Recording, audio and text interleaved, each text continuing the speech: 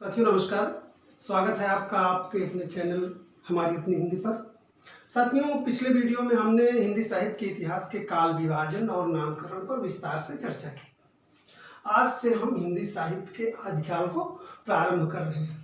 इससे पहले कि हम आदिकाल की रचनाओं, उनके रचनाकारों, साहित्यिक प्रवृत्तियों की चर्चा करें, आवश्यक है कि हम आदिकाल की पूर्व पीठिका के बारे में एक संक्षिप्त चर्चा कर लेते हैं। जैसा कि आप अवगत हैं कि हिंदी साहित्य के इतिहास को व्यवस्थित रूप देने का श्रेय आचार्य रामचंद्र शुक्ल को जाता है और उनकी स्थापना, उनकी मान्यताओं को आज भी वही स्वीकृति प्राप्त है, वही सम्मान प्राप्त है। परीक्षा की दृष्टि से शुक्ल जी की मान्यताएं और धारणाएं अत्यंत महत्वपूर्ण है। आप देखते होंगे प्रश्न पत्रों में उनके दिए गए उद्धरण, शब्दशः उनके कथन सीधा पूछ लिए जाते हैं। और कई बार जब ऐसी स्थिति आती है कि विवाद की स्थिति हो तो शुक्ल जी का प्रमाण दिया जाता है।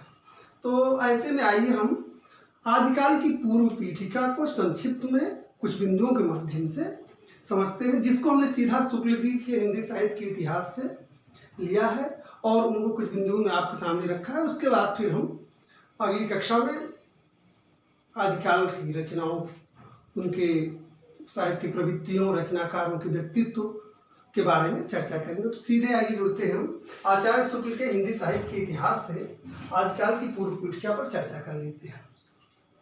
साथियों, शुक्ल जी के अनुसार आदिकाल में दो प्रकार की रचनाएं मिलती हैं।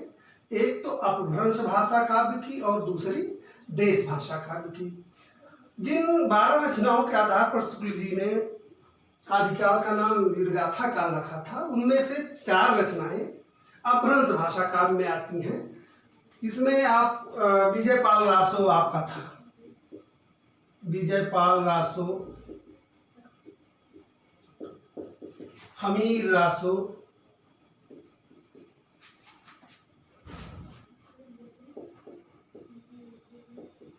कीर्तिलता और कीर्ति पताका। ठीक है साथियों, ये विजयपाल रासो, हमीर रासो, कीर्तिलता, कीर्ति पताका, ये सब क्या थे? अपभ्रंश भाषा काव्य के अंतर्गत आते थे। बाकी 8 रचनाएं जो उनकी थी, जिनके आधार पर उन्होंने वीरगाथा काल नाम दिया था, कुमार रासो, बीसल देव रासो, पृथ्वीराज रासो, जयचंद्र प्रकाश, जयमैन जयचंद्र का, परमाल रासो, खुसरो की पहेलियां, विद्यापति की पदावली, इसको सबको उन्होंने देश भाषा के काव्य में रखा था। ठीक है साथियों,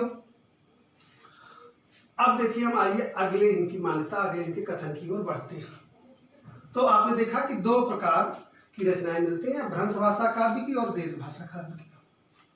शुक्ल जी के अनुसार ये देखिए, शुक्ल जी के एक कथन दिया गया है। कई बार परीक्षाओं में सीधा कथन ये पूछा जाता है कि प्राकृत की अंतिम अपभ्रंश अवस्था से ही हिंदी साहित्य का आविर्भाव माना जा सकता है। उस समय गाथा कहने से जैसे प्राकृत का बोध होता था, वैसे ही दोहा या दूहा कहने से अपभ्रंश या प्रचलित भाषा का पद्य समझा जा सकता था। साथियों, प्राकृत की 3 अवस्थाएं मानी जाती हैं। प्रथम प्राकृत, जिसको आप पाली कहते हो, द्वितीय प्राकृत, जिसको प्राकृत या शुद्ध प्राकृत कहा जाता है, और तृतीय प्राकृत, जिसको आप अपभ्रंश कहते हैं। तो अपभ्रंश जो है, उस अपभ्रंश से के बाद से ही हिंदी का प्रारंभ होता है। तो शुक्ल जी ने कहा कि अपभ्रंश जो है, यहाँ देखिए आप, आचार्य शुक्ल ने अपभ्रंश के लिए प्राकृताभाष हिंदी, ये देखिए बहुत हाईलाइट कर दिया इसको हमने इसलिए कि यह परीक्षोपयोगी बिंदु है।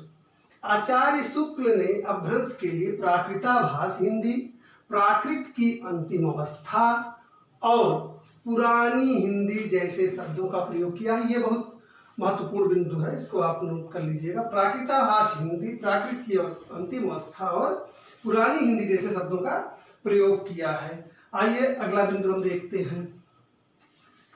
अपभ्रंश नाम पहले पहल वल्लभी के राजा धारसेन द्वितीय के शिलालेख में मिलता है। परीक्षोपयोगी बिंदु है। अपभ्रंश नाम पहले पहल वल्लभी के राजा धारसेन द्वितीय, वल्लभी के राजा धारसेन द्वितीय के शिलालेख में मिलता है, जिसमें उसने अपने पिता गुहसेन को विक्रमी संवत 650 से पहले, विक्रमी संवत 650 से पहले को संस्कृत, प्राकृत और अपभ्रंश तीनों का कवि कहा है। ठीक है साथियों, आइए अगला बिंदु देखते हैं। उस समय की बोलचाल की भाषा को विद्यापति ने देसी भाषा कहा। उस समय की बोलचाल की भाषा को विद्यापति ने देसी भाषा कहा। उन्हीं की प्रेरणा से शुक्ल जी भी देश भाषा शब्द का प्रयोग करते हैं। तो इन बिंदुओं पर हमने चर्चा कर ली, आइए आगे और बिंदुओं पर चर्चा करते हैं। साथियों, अगला बिंदु है, देखिए ध्यान से इसको, जो सीधा उनके पुस्तक का अंश ही है।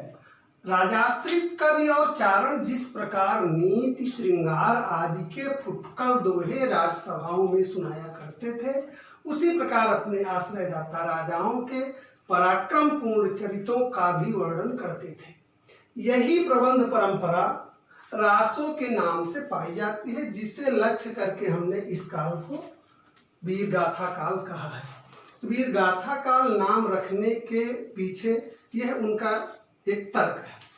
मित्रों, यह जो कथन है यह अत्यंत महत्वपूर्ण है। परीक्षा में सीधा ये पूछा भी जा सकता है कि यह किसका कथन है, तो इसको आप देख लीजिए। अगला बिंदु देखिए आप, हिंदी साहित्य का आदिकाल संवत 1050 से संवत 1375 तक, अर्थात यह देखिए नोटेबल पॉइंट, राजा भोज से लेकर हमीर देव के समय के कुछ पीछे तक माना जा सकता है।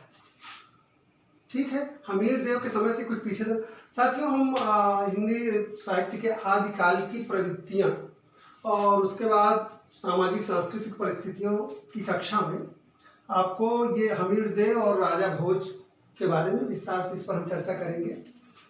तो आज आपने आदिकाल की पूर्व पीठिका को शुक्ल जी की इतिहास से संक्षेप में देख लिया है।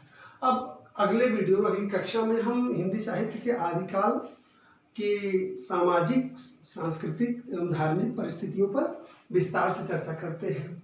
तो आज के लिए फिलहाल इतना ही। साथियों, आज हम एक अपनी क्लास के बाद एक नई परंपरा शुरू कर रहे हैं। हम हर कक्षा के बाद एक महत्वपूर्ण प्रश्न आपको देंगे, जिसका उत्तर आपको कमेंट बॉक्स में लिखना होगा।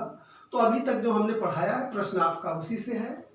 बहुत महत्वपूर्ण और बहुत अच्छा प्रश्न है। शुक्ल जी ने गद्य काल के द्वितीय उत्थान की समय सीमा क्या तय की है? प्रश्न को आप पुनः देख लीजिए।